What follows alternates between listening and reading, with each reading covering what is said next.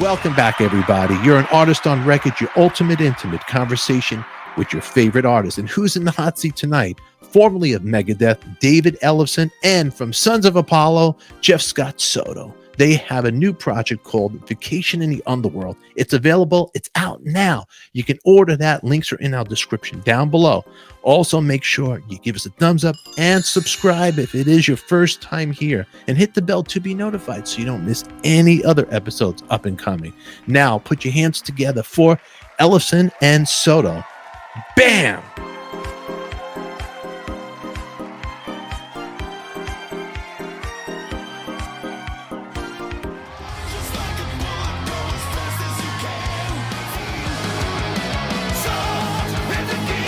Also do tribute to a band from New York that was a big band that I used to see play Little Noise when I was a kid, Riot.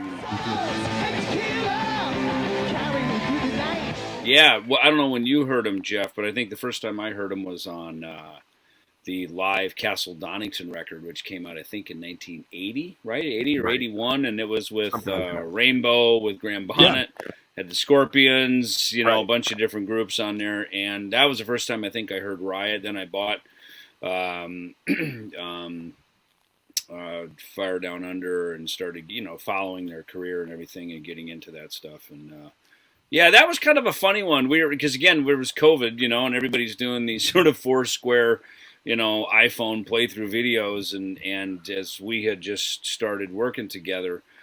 This was early 2021. We did that. I called my friend Rick Hughes from the band Sword up in Canada. Not the Sword, but Sword. In my opinion, the original Sword from back in the 80s. And just to do a duet. It was fun. It was from a kind of different schools of all of us. And like Jeff, I think you said too. He said, this is kind of the one up the flagpole, and it was nice to kind of tip our hand a little bit to it and just get a little response from everybody.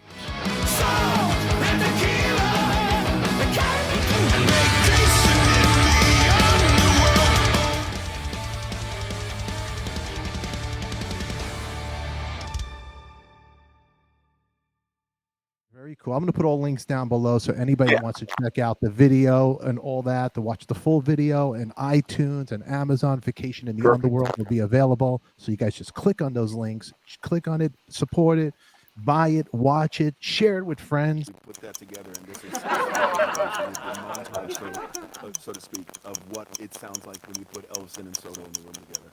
But how did you guys get connected for this? Who called who? What was the whole... Well, it's funny. I had this. There's a song, and it's one of the bonus tracks. It's not actually on the record, but it'll be on the digital version called "Writing on the Wall." And I had it for a few years. I wrote it quickly. It just kind of came out, and I even took it over to Frank Bello for our Altitudes and Attitude. I said, "Hey, what do you think about this song?" He goes, "I love it. You need to sing it." And I'm like, "Oh man, I'm telling you, I'm not the right voice for it. I wrote the melody, I wrote the lyric, but." I just knew I wasn't the voice for it,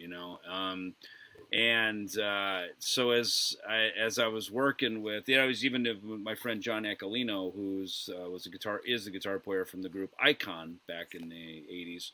He has a really fantastic studio in Phoenix that I work at, and he's just kind of like, why don't you just call Jeff? And Andy comes in and too. He goes, dude, just call Jeff. And it wasn't like I was avoiding calling Jeff. It was just kind of like, okay, this is going to really kind of reset, the tone of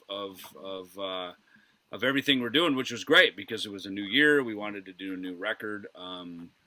Again, back to Ellefson-Soto, the Ellefson band had been established. The Soto band is established. The Jeff Scott Soto band is established. So it's even our name. We just figured, let's just state the obvious, And I think we're both fans of like Whitford St. Holmes, Glenn Hughes, Pat Thrall. When we were growing up, those were records. And they just state the obvious. This is who it is. Now even Richie Kotzen, Adrian Smith. Smith Kotzen. It's just like we don't need to get a new band name and a brand and a T-shirt. That's fuck all that, So, but yeah, So I literally sent it over to Jeff, and I flipped him a couple of bucks, to just say, hey man, I appreciate your time to do it, and And he literally turned it around in like a half hour, like an hour or something with the harmonies. I'm like, holy cow. And, that just got us on the phone talking music, like actually, integrating, having musical conversation. And that song started it. And then, I called Andy. I was like, dude, check this out. And he goes, I know. He goes, look, let's use Jeff to do this next record. Because Andy and I had been composing a bunch of stuff, and he's a great writer. I mean, in some way, it should probably say Ellefson-Soto Martongelli, because he's very much a part of the really the backbone of the writing and his guitar playing. I kind of deem him the musical director. Come with ideas, let's just give it to Andy. He'll make sense of it and figure it all out and turn it into something. But and that started it. And I think for us, we were like, I was like, hey Jeff, can I send you another one? Sure. I got four of the records I'm working on, but sure, send it over. And then I was like, can I send you another one? And hey, I got some lyrics and kind of got an idea, but why don't you just go for it? And I think that's what really made it fun was, it was like, you're a fantastic singer. Like I'm a bass player and I can write. Andy's a great guitar player and he can write. And it's like, I think when you surround yourself with people who are great at what they do, you'd let them do what they do, we didn't need micromanaging over, well, I want to hear, like, it's like, Jeff's a world-class singer. Just let Jeff do what Jeff does. And so I remember sending some stuff back, like, what do you think? Me and they're like, dude, awesome. It was like Beavis and Butthead. Dude, it's awesome, And he was like, really? Like, that's it? Like, that's it. Here, let's send you another one. And it was sort of like... That's what made it exciting for me, because in exactly what David is saying, at this point of our lives and the stages of our careers and the things that we've done, we don't really need to audition for anything anymore. I think the last thing, and it's weird because I even got the Sons of Apollo gig the same way. It was basically out of association. We know what each other is about. We've been in business for so long. The mutual respect was there. But even in the early stages of that, I got the gig without any proof that it could work or that it would work. And in the beginning, it really didn't pan out. When I was kind of demoing up the general ideas that were being sent to me, I basically lost the gig. And then I had to step up and say, I have to stop thinking this out. I have to stop thinking they're going to expect it to sound like a conglomeration of Mr. Big, of Winery Dogs, putting up all the different things in one soup. And I said, I'm going to take all of that out of the equation. And I demoed up 2 of the other songs that I hadn't touched yet. And I sent it to them, and it opened up the whole floodgates of, like, this is great. There's no way we're letting you go. And that's how they allowed me to do what I do. And it's the same thing with David. Once I get to do what I do, if it works, it's amazing. If it doesn't work, c'est la vie, we move on, and it's great knowing you. But luckily, the proof is in the pudding, in allowing me to just give my vision and my interpretation of what I'm hearing in the songs. And when I get that respect, it gets me more excited to do more and more and more. And that's what happened here. It got to the point where David, instead of David saying, hey, I got another song, I'll send you another couple $100, I'm like, you know what, save the money, because this is fun. You're letting me do this. We're creating something that's really intriguing and new and exciting for what we're actually doing here, with no real intent or purpose. And next thing you know, we had over an album's worth of material. So, and it was fun, it was creative, and it was great to allow each other to just do what we do. And I think we made a great record from it. No, it definitely sounds great. I'm going to tell you one thing. Take a pause for a second. We got to fix your mic because it's cracking. Because you're saying all this great stuff, and then we're not going to be. That's a bummer. Tell me if this is better. Perfect. Right there. Okay. Right there. I'll get this out of my face, and I'll just stay close to the laptop so you can hear me. There you go. That's Perfect. Okay.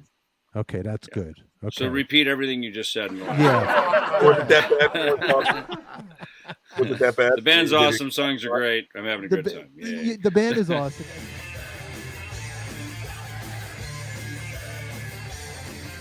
With the tunes too, we even went. I mean, there's a song I sat down and wrote on piano, and a friend of mine in LA, we collaborated on the lyric for it, and it was great to hear Jeff sing it, because I mean, in my mind, it doesn't really matter who wrote it; it becomes our song, And I'm way over that whole drama too. It's like, forget about that. Like we said, all songs written by Ellefson-Soto.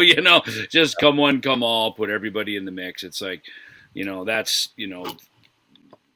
women in publishing, first things to break up a band, as we all know, songwriting. So it's like, let's just get rid of all that and get down to business. And so, that just really made it pretty easy, I thought was, but even that to go from a piano ballad, and I'm like what Jeff said, it's like, I want to make songs that I like with people I like, make records that I like. We've all been to the top of the mountain. We know what the view is. And there's different altitudes of that journey that are equally as fun as being at the top, seeing the whole Serengeti from the top of the mountain. And quite honestly, some of the, I don't want to call them lower altitudes, but some of the altitudes down below where the whole point of it isn't to get to the top. It's to just kind of enjoy the view right there. That is the fun of it, We've all done the hustle, like, oh my God, this has got to be the next big thing, and then you're only as good as your last record, and all these, these things.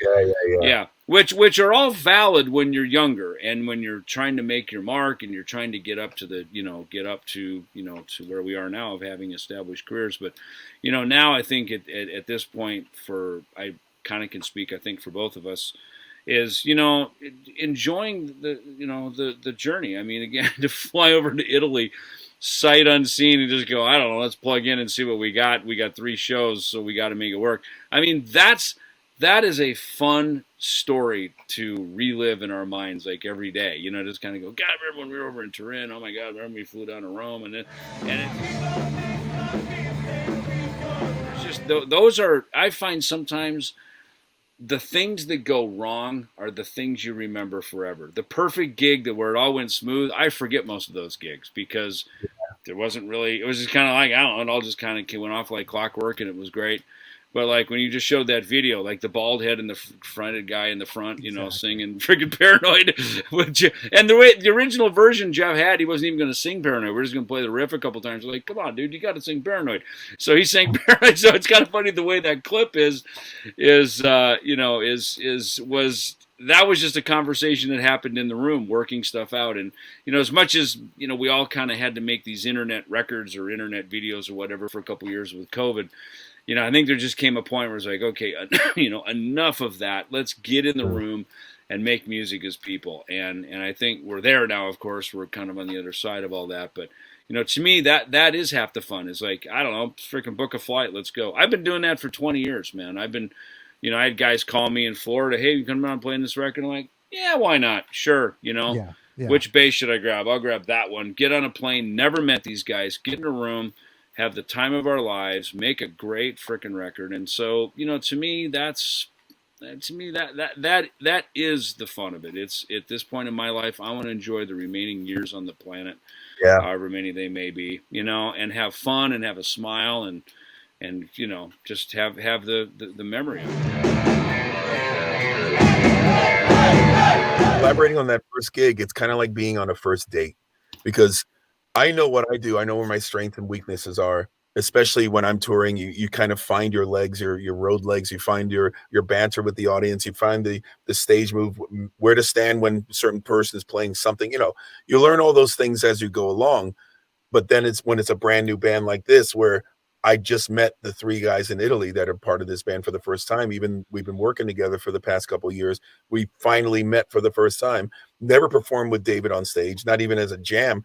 So we didn't have that camaraderie. So it's like going on your first date, just going, I hope I don't say the wrong things. I hope I'm not dressed funny and we're going to get off stage and say, why would he wear that?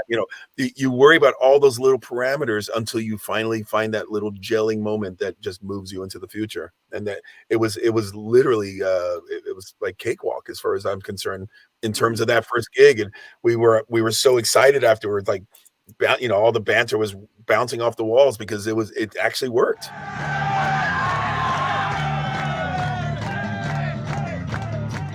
Yeah, 100% it works. David, now, we all, like, you had all the drama with all the stuff with the departure of Megadeth and all that stuff. Did you feel like you needed something to lift you up again? Like, because with social media, all the nonsense that's out there and you're getting this and hammered left and right. Like, I need... honestly, the funny thing is I've been working this hard for the last 20 years and even the last 12 years I was in Megadeth. You know what I mean? When I went back to that, look, 2002 Dave broke the band up. And I said at that moment, I will never put all my eggs back in one basket ever again. You know, that was at the most expensive point of my life. I had a family. My kids were young. I was the only breadwinner to go out and support that. So I learned my lesson. I said, never again. So even when I went back to Megadeth, I continued doing other things, and I continued playing with other people. We had Metal Allegiance. We did all these things.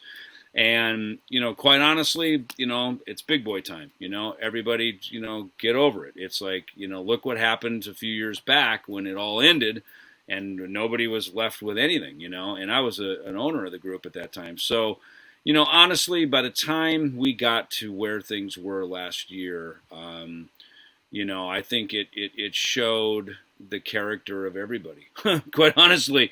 And, you know, honestly, I was kind of like, hey, man, you know, if you don't have my back, then fuck it. I don't want to be here anyway. You know what I mean? I'd rather get moving on. I mean, we already had this record done. Me and Jeff had this record done. I loved it. We were excited about it. It was already in motion. I had already had other, you know, I think for me, I always have stuff in the pipeline. You know what I mean? I always have other music, other people that I play with. And again, it's back to that, you know, never put all your eggs in one basket ever again. And I think the other thing too is setting my life up in a way that I don't just have to go out and do the music hustle to pay the bills. And that's a very fortunate place to be. And for that, I'm always grateful for the work we did in Megadeth because, you know, a lot of that, you know, is the royalty money and the things like that keep things, you know, moving forward. And I'm very blessed with that because I have other friends in bands bigger than the one I was in, you know, who aren't recouped. And they were probably, you know, they do have to go do the hustle because it's easy to get into those golden handcuffs of you grab the big advances, the managers take their share. Meanwhile, the band are basically like the ditch diggers out paying back the advances and paying the bills. And touring is expensive. You know, I look at my friends in Anthrax who I guess decided not to go to Europe because of the expenses. And I mean, these are real world realities now. Fuel costs are up. I mean, everything, you know, a gallon of milk, everything has gone up in price. And so I consider myself very fortunate to, you know, again, to make music I like with people I like. And quite honestly, if I don't enjoy the music or if I don't enjoy the company, I don't want to be there. You know, and like I said, at my age, you know, however many years I got left on the planet, man, I want to enjoy them, you know. And if that means one day I just decide to stop playing music so I can just do stuff that I enjoy, I'll do that, you know. I've done my part. I've made my mark. I've left a legacy. I've been happy with the things that I've created. And if that joy ends, and if, you know, hustling over to Italy gets old and tiresome, as it can at our age, you know, then I won't do that anymore either, you know. So to me, I'm kind of just at peace with all of it, you know. You know, it's like one day it was this, the next day it was that, and it's like, all right, life moves on, you know. And, you know, I didn't feel like I had to fight my way out the door. I didn't have to hate on everyone. I was like, hey, you know what, guys? I wish you the best. Have fun. You know, I'm going to be hanging out over here now, you know, and that's that's the reality of it. You got to have that attitude, like in this world, in this life, and life will throw some loops at us. And older we get, it's kind of hard to maneuver. It's hard. Sometimes it's hard to get head out of this dark cloud too. At times, you know, I've been there. You have to reinventing yourself at an older age is not so easy as when we're younger. We don't have the responsibilities as we do now, and it's hard to, you know, shift gears, you know. And well, I think a lot of it too comes with your identity. You know, 20 years ago when Megadeth ended in 2002, my whole identity, my lifestyle, my income, everything about who I was, what I was doing was in that basket. I mean, all of it, you know. And that was the shocker when that ended, you know.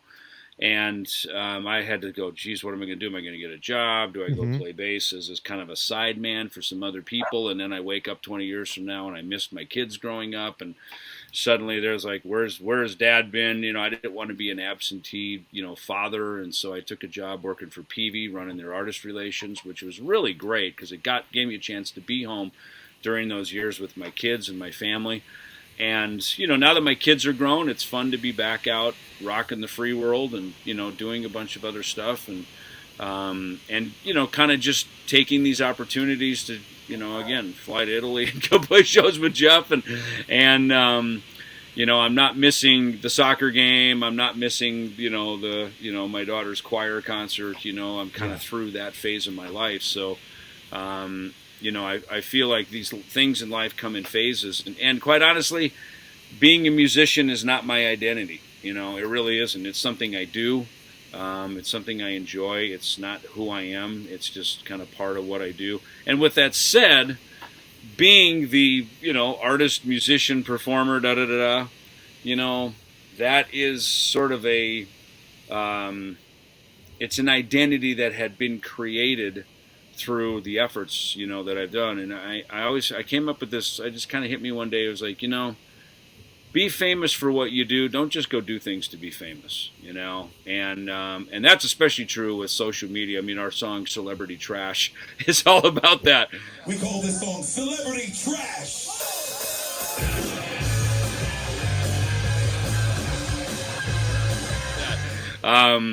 Where it's like, if you're gonna do stuff, be praised for the value of what it is. Don't just constantly stay in the treadmill. You see professional sports and athletes, guys, they just can't get off the field. They can't get off the court. They're addicted to, and I get it, man. We get addicted. The stage is a drug all of its own, man. Those accolades, that adrenaline rush, and so there is a part of probably all of us that we got so used to that. We grew up with it. It's, that is part of the adrenaline that gets us excited about life. And so that's, why we enjoy doing it. But it's like, I want to do it for the enjoyment of it, not because, oh my God, I have to get my fix or else I'm not worthy, because that's not where I want to be at this point in my life. And I'm not there. So I'm thankful for that. Yeah. Forever trusting who we are. Hey, I got to ask David, is this true? Because I was just reading this was there at one time that there was a position that you were offered the Metallica gig, or is that a rumor? Is that real? They Now, if you want to see more of Dave and Jeff, click on the box right up here. So what really happened with the Metallica story? Did they ask him? Did he try out? Well, you know what? If you want to hear that story from David and hear more from Jeff, click on the box that's going to pop up right here. Until then, everybody, it's only rock and roll, and we like it. And remember, subscribe if it's your first time here, and always give us a thumbs up. It helps the algorithm. And please, please, please share this with somebody that loves rock and roll as much as you. Until then, everybody, we'll see you all later. Get out of here, crazy kids.